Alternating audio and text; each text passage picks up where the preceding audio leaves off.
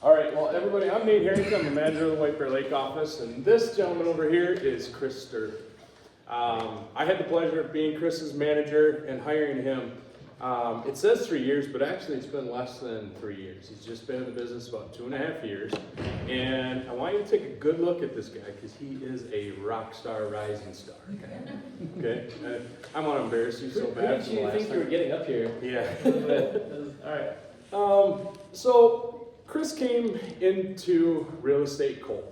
So what do I mean by that? Well, Chris relocated here from Indiana. So he's a Hoosier. Well, not technically, but he is from Indiana. And Chris moved here to be closer to his wife's family. And all he knew was his wife's family and maybe 3 other people. So he started cold, got into real estate. His previous experience was in the beer industry. He was a brewer, distiller, operation manager, and also a consultant for the company. So I asked Chris to be here for this tough conversation because he has a really good process. And I want you to hear about it because it is tough in an industry where some people just look at us and, hey, you don't bring me any value kind of stuff. Chris is doing a really good job of getting his commission on the buy side. So we're just going to go a little back and forth, and then we'll answer your questions at the end. But let's get started with this first one. Yeah. Let's talk about the basics. How do you define your value when you represent your buyers? Sure. That's a good question, and that's something that's evolved for me over the relatively brief time that I've been doing this. But it's been kind of constant in its sort of backbone. My value is myself. I'm selling myself, and I'm selling my competence and my preparedness. I'm going to go the extra mile to advocate for that buyer. I'm going to go the extra mile to show up for that buyer. We all can go to a listing, put a key in the door, open that door and say, have at it. And I think that there's some people right out of the gate that I interacted with at realty school and then at Dyna U and very early on in our brokerage that had that mindset. And I just kind of got in my head that wasn't going to be my max, that was going to be my minimum. And so I'm selling myself because I'm willing to kind of play that role for my buyers and be someone that they know they can turn to in every single way along that transaction and ultimately long into the future afterwards. Very good. The next question I have is a 2-part. So, how early in the process do you bring up the commission conversation? Yeah. And how do you frame that? And then the second part is when do you introduce the buyer rep? That's a great. Wait, one question, 2 questions? It was 2-parted. I'm just keeping track for you. Yeah, thank you. The first one, so I'm introducing that conversation about commission really early on. I'm intentionally bringing that to the forefront of the conversation too, because I don't want that to be a thing where that buyer, maybe they're a first-time home buyer. They've never even talked with a realtor before. They don't even know what commission is relative to our profession. Or they may have gotten some misplaced information in the news or heard from a weird uncle, that we're out to get them, as realtors, and that's far from the case. So I frame that as a negotiation. The commission's ultimately going to be negotiated on the purchase agreement anyways. So I'm very transparent with those folks up front and say, I charge 3%, but that's a negotiation we can have right from the get-go. So we may need to talk about that at our buyer consultation, but we may need to talk about that later on as we go through looking at homes and talking with other realtors about what the payout might be on their end. And just let them know that that's not something that's set in stone from the get-go, but it's something that's just as fluid as the entire nature of a real estate transaction often is. And what was the second part of that? Is when do you typically introduce your representation agreements? Gotcha. So I usually do that.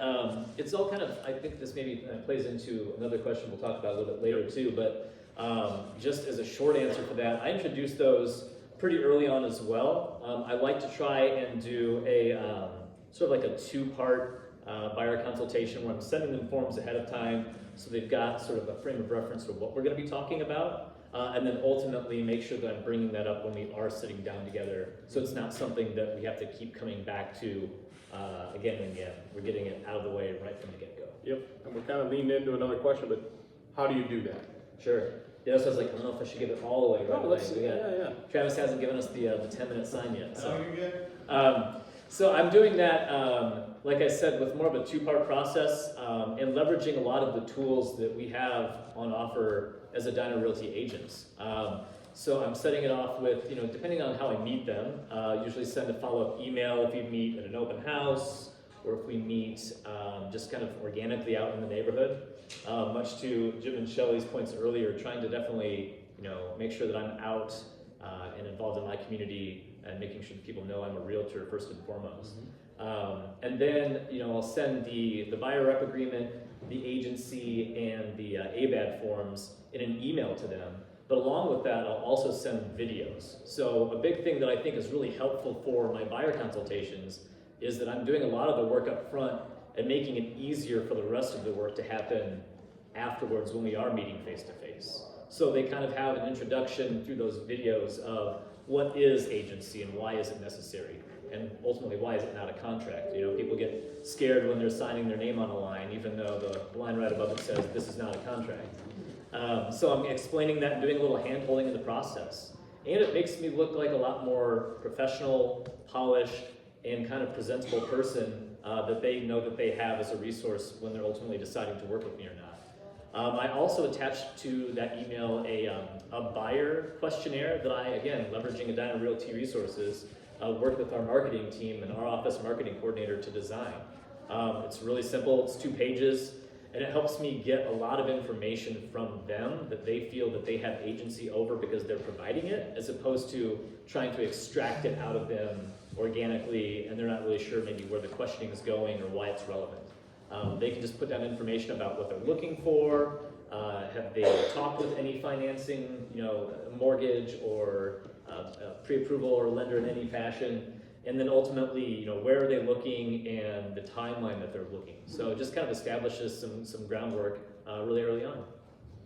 So what's the second part of it? When you meet with them after they do the video, then you do your consultation. And the reason you send the videos is because of why? That's a great question. I send the videos because I want them to be as informed right out of the gate, 1.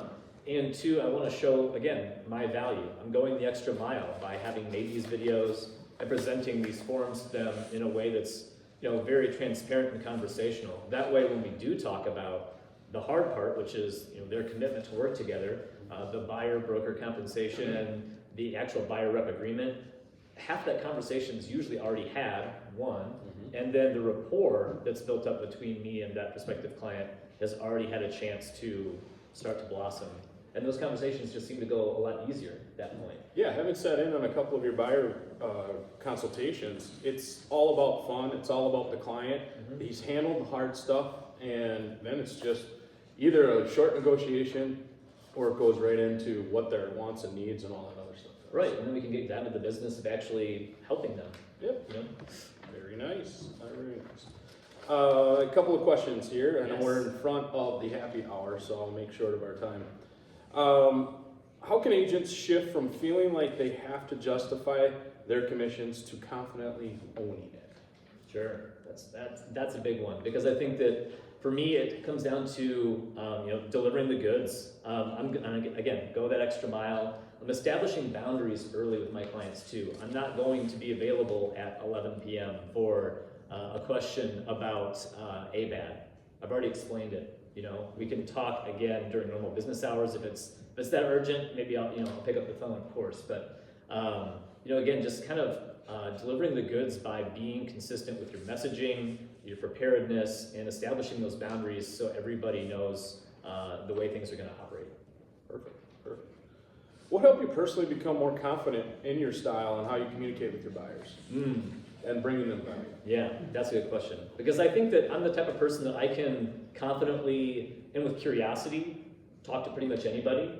I don't know very many of you in the room because I work in a different district. I'm in the downtown office, and I've met other ones, other folks at the Together events or other networking events. So I see some familiar faces, but after this, I would be pretty confident in going up to any one of you and asking you questions about yourself and getting to know you in the process and trying to make you feel welcome, because that's just something that I think I intrinsically am able to do, but I'm also really prioritizing in my interactions with folks. So with that baseline in mind, to me, it's just been something where I've been running drills. Ever since I got licensed, I did every single module on the fast track. I took all of the tools that we were given access to from the get-go very, very seriously, because that was the big thing for me to sell me on Edina Realty, was all the onboarding stuff that I was going to have access to as someone who'd never been a realtor before and never really been around it. So being in the office every single day in that resource room from 8 to 5,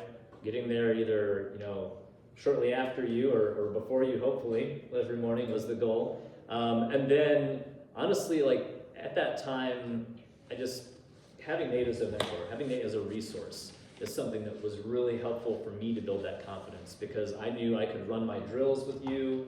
I knew that you would be out there, not questioning what I was doing, but asking me questions so I could get better at what I was doing. Yeah. And so just, again, the resources and putting in the time and effort up front have just been really monumental things for me. You didn't use me. You asked other realtors in the office what they are saying and doing. Tell us more about how you did that. Oh, that's yeah. Another thing is also just sitting in on other realtors' buyer consultations, just asking questions. Can I sit in with you when you talk to that buyer?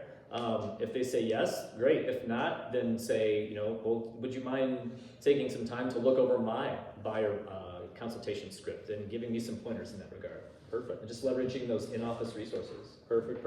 All right, we're at our 10-minute warning. I got the question that everybody's thinking, so here you go. Can you walk us through a time when a buyer pushed back on your commission, and how do you handle it? Ooh. Give us an example. Yeah, that's a good one. I don't know if it's happened to all of you. It's happened to me, and it's not necessarily a bad thing. I think the specific example that comes to mind is, I guess I'll start off with like a little anecdote, which was kind of drilled into our head early on in our office, which was, if floor duty exists and you can sign up for it if you show up to the office. So I just pretty much signed up for floor duty every day because nobody else in the office is doing it. And lo and behold, the universe heard that call. We got a little knock on the door one day downtown. This random guy came in off the street and said, "I'd like to speak with a realtor, please." They went and got me, and I talked to this guy for 10 minutes, and he was looking to buy a condo downtown, cash buyer, wanting to buy a condo for his daughter who was at the U. Pretty ideal situation, right? Pretty amazing. Again, I didn't have time to do my video spiel because he was ready to talk right then and there, so we kind of did a little bit of a pivot. I guess that's another thing too. Be flexible in that. Yeah. That's not a set in stone process. It's the ideal process, but there's a little bit of flexibility in there. Over the course of our talking, again, we ultimately settled on a 2.7% buyer broker compensation on line 38 of the representative agreement. And then after seeing 4 condos, we found the one he wanted, but they were only paying out 2.2. He asked me if I would, renegotiate things to 2.2, and I was like, well, again, this is part of a negotiation. That's what I led with. That's what I told him. But I asked him a question before getting into that negotiation, and I said, "Are you satisfied with the service I've provided you so far? Have you had a good time? Have you had, a quality time here working with me as your realtor?" And he, before I could even finish asking that question, he was like, "Absolutely, this has been great. You've done everything I've asked." And I said, "Well, then I'm not willing to go down to that 2.2% payout. But again, I'm willing to negotiate with you, and I'm willing to settle on 2.5 if you're willing to go there with me." And he ultimately decided that was good for him. I didn't get my 2.7, I didn't get my 3%, but I got a $425,000 cash buyer from just being a realtor out in the universe. So ultimately was willing to have that negotiation, and ultimately ended up working out. We closed on a condo 2 weeks later. Well, you handled that perfectly. Yeah. Didn't he? Mm-hmm. All right. Now we'll open it up to you guys and see what questions for him if you have any before we start the happy hour. Yeah, right? I can be brief if you guys want to get to the happy hour too, it's fine. I'll be there too. Go ahead. I am curious, how did you build your sphere?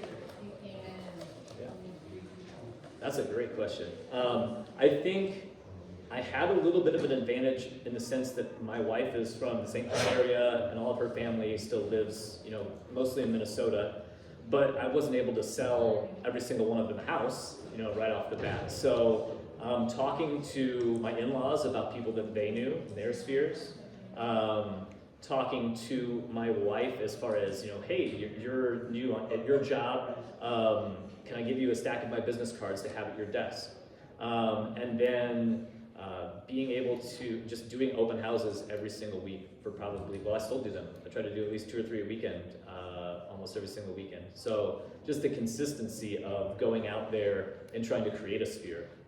That's kind of the big thing that I doubled down on every time I tried to, I'd honestly never even heard of a CRM before I became a realtor, as naive as that sounds. Mm-hmm. So I was just, brewing beer all day in my happy little world. So, so just basically getting in touch with all of the tools that I had to leverage to build that sphere, I would also say was a big important thing for me to build that from scratch. Well, anybody else got follow-up questions? Go ahead, Angie. What was in these videos that you're sending out? You made the videos, or they your face? Yeah, great question. Where are the videos? Yeah, so I used a program for those little videos called Loom, Loom, and I will take $1 from each of you that's writing it right down there. I don't work for Loom, but basically it's a screen share. So I have a little talk bubble, it's in the bottom left corner, it's my face, dressed somewhat sharply, competently, to your all's point earlier.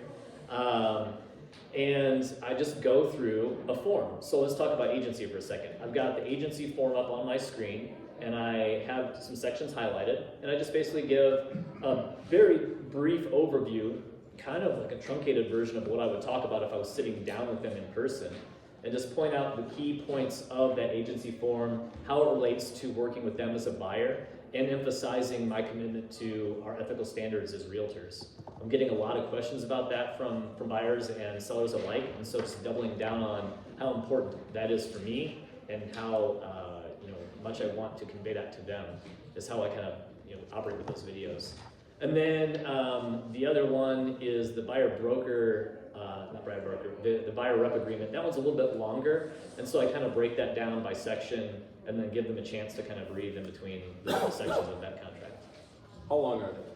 The agency video is I think less than 4 minutes, and I have the buyer broker one broken down into 3 different chunks that are less than 3 minutes each.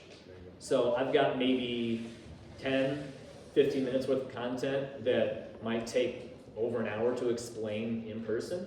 When we do meet that second time in person, that conversation is usually less than 20 minutes or half an hour. Good question. Gretchen. Do you always put 3% in your buyer contracts, and how often do you negotiate that down? That's a great question. I always lead with that, and I never present anybody a form or a contract filled out.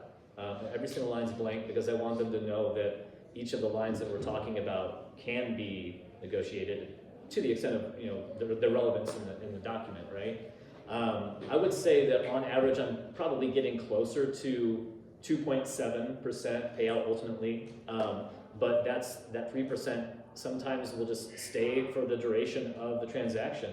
And often or not, people are willing to take me up on the negotiation aspect of that, where they'll leave it at 3%, but if it's a first-time home buyer who's maxing out their budget and the other realtor is only paying 2.7, we'll pretty quickly come down to 2.7, because I ultimately want them to feel like they're, have a good taste in their mouth from purchasing their first home, as opposed to, well, I've got this extra 0.3% to pay my realtor, it's already tight, I'm happy to budge on that.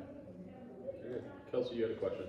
Yeah, I know you mentioned the format for the videos. What format is the questions that two-pager that you sent? Oh, sure. So that's just a fillable PDF okay. that I worked with our marketing coordinator and the marketing department at Edina to create. The first page, it's kind of like a front back. The first page is, hey, super excited to work with you. Here are a few questions.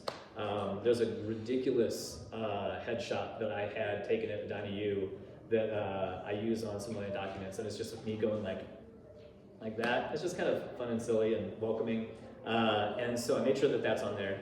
But that first page is just like, where do you want to live, how long you've been looking, just kind of like general first-time homebuyer questions, talking about financing at the second half of that, and then on the back it's just more like specifics that I would use to help target an initial MLS search. Beds, baths, square footage, basement, amenities, whatever's important to you or not, and then just kind of on a scale of 1 to 10, how prepared are you to buy a house? And most often people will put, one on that because they've never bought a house before. But then I make sure to bring that up towards the end of our transaction and say, how prepared do you think you are to buy a house now? You know, because you're about to, you know? And we have that conversation about their journey as well. And that just kind of is a good touch piece for me to start that conversation. Any other questions? All right. Thank you, Chris. Yeah. Thanks for being a part of this.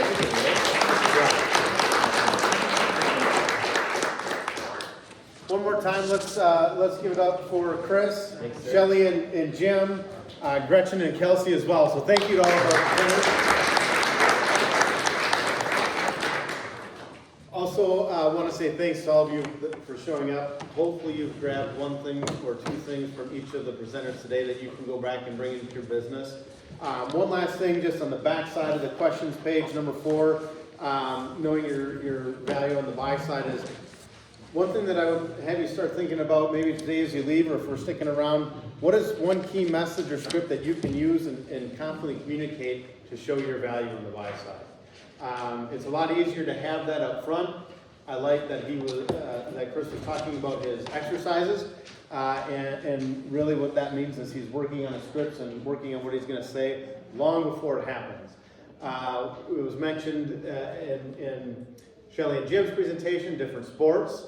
I see some of you with different sports pieces on. We're out at a golf course, right? And if you haven't noticed, I do believe it's probably a junior high school team that's out there practicing right now. All sports have practice. All sports have 5 to 6 practices before their first game of the season. My question to you is, and don't answer this out loud, just answer it yourself, how often do you practice before your game time, which is in front of a buyer or a seller? If you haven't practiced before game time, I'd really encourage you to do so. The presenters today have all practiced, and they practiced enough to do and share, and I'm grateful for their sharing. But I'd ask you to do the same, because that will make a huge, huge difference in what you say and also in the result that happens. So we will have a happy hour. I will go up there and make sure that you're not having to pay for pop or water or alcoholic beverage if you want one. Provided for you if you're driving, maybe just make sure that we're responsible with that. But also, if you are going to stick around, it might be a great opportunity to use this to meet some people in another office, so that if there is something that you're not sure about, maybe you have a commercial lead and that's not your gig, and you meet someone here that does commercial. Or I mentioned Duluth at the beginning of the hour, and I'll circle full back to the beginning of the hour. The reason I did that is so that you can see that there are people from out of our immediate area, and if you have somebody up that direction, it might be a little bit easier to send a referral than drive 2, 3, 4 hours to go sell a house and not know what's happening, because there are different things. Quick thing, I was up in Duluth, and the 4 people from Duluth can smile. I learned something when I was there presenting at a Tuesday meeting, and maybe it was the first 10 minutes of your meeting I learned that, and asked a few questions about it. I didn't know that about their area. Same thing, right? They may have people that they send down your direction. So take the time, stick around if you're able to, appreciate it, even if it's just for a few minutes. Say hi to some people. I don't know how nice it is out right now, but if we want to hang outside, we can. Otherwise, we have the room for a while. There are waters in back, and the last thing I'll say is I really appreciate every one of you showing up. I know we have new agents. I also know that we have agents that have been in the business for a very long time. So at any point in your career, you can always learn something. So please don't be shy to come into these things. We really want you to be a part of it and participate. Last thing is, thank you very much. I appreciate all the hard work each and every one of you do. So I want to say thank you to all of you. Appreciate it. Have a fantastic day.